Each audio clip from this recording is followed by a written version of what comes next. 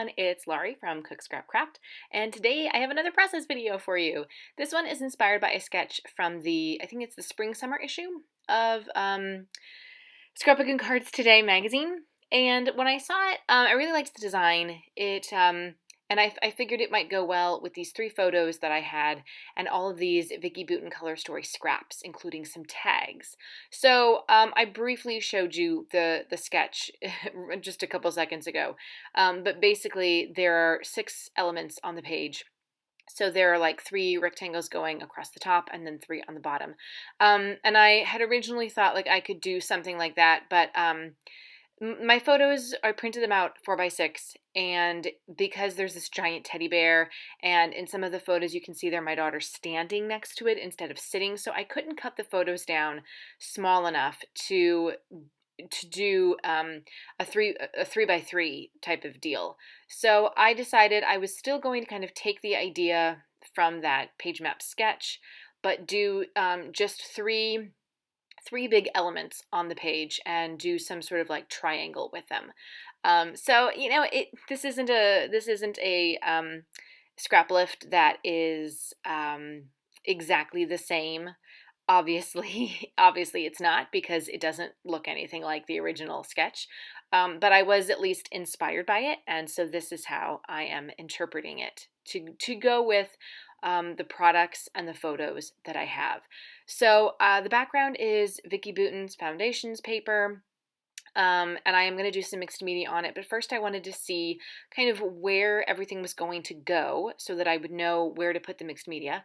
And then I also wanted to know, like, do I have enough embellishments for this? Because my idea was to really build up each photo was going to have its own, like, embellishment cluster thing going on, and I really wanted to be able to build those up, whether that was putting patterned paper behind it, as you see I'm going to do here.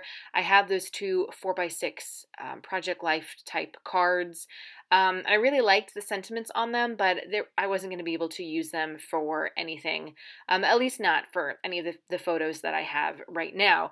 Now if I decide that I want to use them for something later, I'll just buy another sheet of that Vicki Boutin paper, as long as it's still in stock.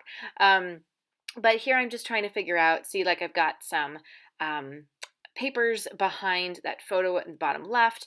The Vicki Boutin paper, I used some packaging from a Chamel embellishments pack, so that's going behind it. It's like a cloud paper. I think it's from Never Grow Up. So each photo is going to have some paper behind it, as well as some embellishments, just big embellishment clusters. So I'm just doing the packaging technique with 3 different misting sprays. One is a Shimmers, one is, I believe, Lindy's Stamp Gang, and the other one ends up being, I have some trouble because a lot of my misting sprays are clogged, and so they don't spray. So I was trying to go with colors that matched what was in the color story paper. Is it color story or color study? Color study? I don't know. Anyway, whatever. I was trying to match the colors in the Vicki Boutin paper, and so I had this orange, because there were some orange colors in the flowers of the pattern paper, and that was a really old Tattered Angels orange spray, and it doesn't work anymore. And then my Nuvo mist, my mica mist in the gold, that's clogged too. So I ended up going just with a Shimmers Pop Art Pink, which is kind of like an orangey, pinky red color, so it definitely worked. But yeah, if you guys have tips, I know, am I supposed to like clean the nozzle with a baby wipe or something? What am I supposed to do to clear the clogs? Maybe this is on me. It's not the fault of the manufacturer. It's my fault because I don't clean my nozzles after I use the misting sprays. So anyway, I can still do splatters with them, that's fine.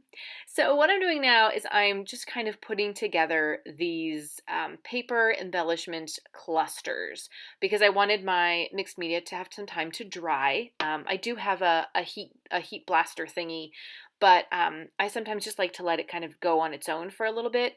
The foundations paper doesn't really warp at all. I mean, that's why it's everyone's preferred mixed media background paper.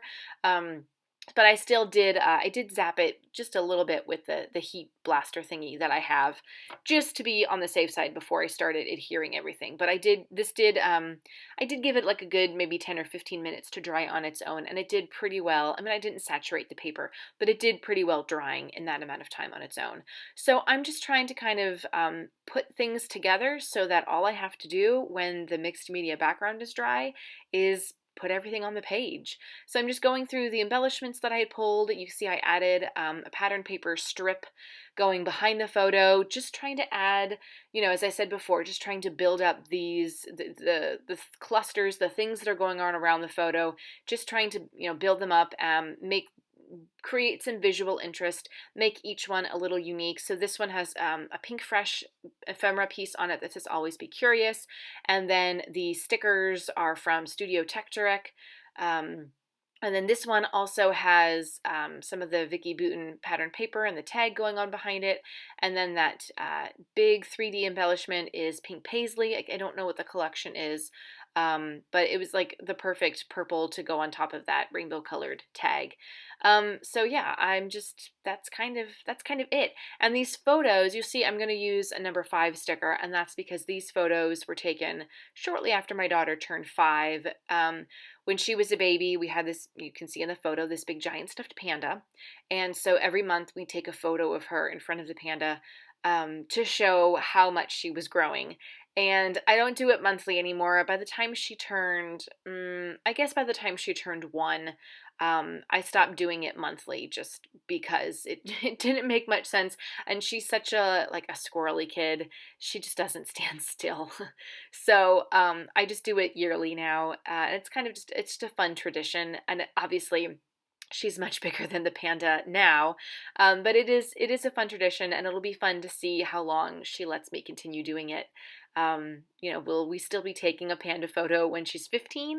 I don't know. We'll have to see. Yeah, so I'm just adding a few more little pieces. Another Studio Texture sticker. I threw in an Amy Tangerine sticker, which is a little translucent, but it did look pretty. It did look pretty okay. You can still tell what it says. I think it said a true story on it. So yeah, basically this is how I use up my scraps, and I still do have some of the Vicki Boutin stuff, but it's like the paper strips. There were like maybe 2 or 3 more tags, so I might just make some cards with that. I need to get some just plain white cardstock and just make some cards, and that's how I'll use up the rest of these scraps, or maybe just kind of put them together and make some more embellishments. I did a Scrapbook Generation virtual crop. I guess it was in May. And one of the challenges was to make embellishments, punch some circles and add some stickers and stuff, and just get creative with your stuff. And so I think that's a really great way to use up some scraps. Especially if aren't planning on buying any more of the collection. I sometimes like to move on from a collection once I've purchased stuff from it and used it. I do kind of like to move on because I don't want all of my layouts to look the same. So I enjoyed working with the Vicki Boutin color study collection. It's really, really pretty, and I got all my pieces from the Paper Issue store, so they're probably still in stock there. But I do like to move on to other stuff. So I actually, on the docket, or actually when I'm filming this on the docket, I have the June Best of Both Worlds kit to start working with. So this video, though, is going to be going up kind of like middle June. So I might be having some process videos using that coming up. I haven't decided yet if I'm going to follow along and do exactly what Shamel does, or if I want to just kind of use the pieces and do what I want with them, and then if I see something that I like Shamel doing, I'll try to use the same stuff. I haven't decided yet. If any of you guys also do Best of Both Worlds, let me know what your strategy, what your technique is in the comments below. This will actually be the first time that I am doing a Shamel Best of Both Worlds kit. I've been watching her lives, and I kind of just use whatever I have on hand to scrap lift her, which is really fun. But I also sometimes like it when someone tells me what to buy, the scrapbooking stuff, because I can get overwhelmed with trying to make decisions on the scrapbooking purchases. So, and I trust Chamel's judgment. I trust that she's not going to lead us astray.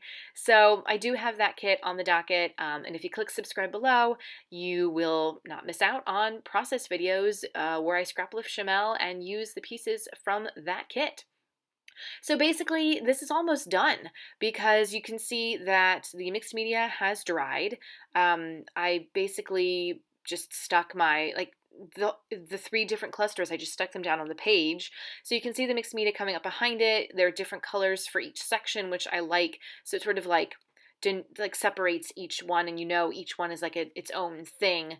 I kind of like that sort of offset, but it's still a triangular shape. I'm just writing some journaling in that little spot right there, just saying that these are our annual panda pictures. And then I did do the date. And I thought about doing a title for this, but there are so many other words in the phrase stickers that I used, in some of the other embellishments, and I didn't see a really good place for a title. So I don't know. I mean, I went through all of my stuff because I thought maybe I have like a Cocoa Vanilla Studio big word ephemera thing that I could use. I just wasn't feeling. I didn't want small alphas. I wanted something kind of big, but I just didn't know where to put it. So I decided that I just wouldn't do a title, and maybe I'll change my mind later. If you guys have some ideas for titles and where to put them, let me know in the comments. I'm open to suggestions. These scrapbook layouts are always a work in progress. You can see the close-ups of this one here. Let me know if you have any questions or suggestions for the title. And thanks so much for watching, you guys. I hope that you have a scrappy day, and I'll see you next time. Bye!